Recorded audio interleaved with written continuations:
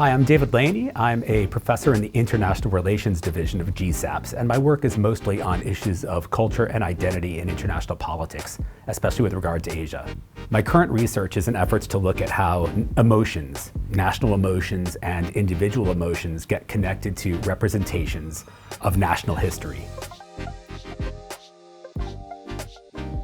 The reason I got interested in this topic was because when we study emotions in politics, we often just think of the most obvious ones: anger, fear.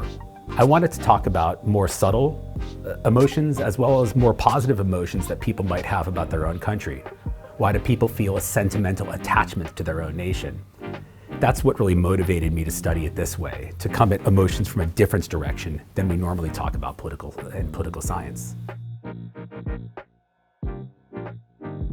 The goal of all of my work, all of my teaching, is always to get people to think critically about things they take for granted. When I was in graduate school, I remember talking about the project I wanted to do, which dealt with nationalism in Japan. And I talked about the idea of Nihonjin-ron, or theories of Japaneseness, and how these play a role in debates about Japan. One of my faculty advisors said, well, that's great, but there's also a big America Jinron factory. There's a lot of production of debates about who Americans are, and you should think critically about that too. So that process forced me to think very differently about concepts in general, forced me to think that I'm not an independent observer of facts, but rather I'm a person influenced by belief, influenced by ideas, influenced by culture. I need to rethink those before I can start analyzing other projects. That's what I try to encourage my students to do. I want them to be able to think critically and analytically about concepts, because I think that being able to think analytically is an asset in any field we go into. And so my hope is that students who I work with will have the opportunity to question themselves, question their beliefs, and that this will help them become better professionals in the future. I'm always motivated to do research on stories I find interesting. Often they're stories that upset me. I don't find them happy stories, but they are stories that affect me.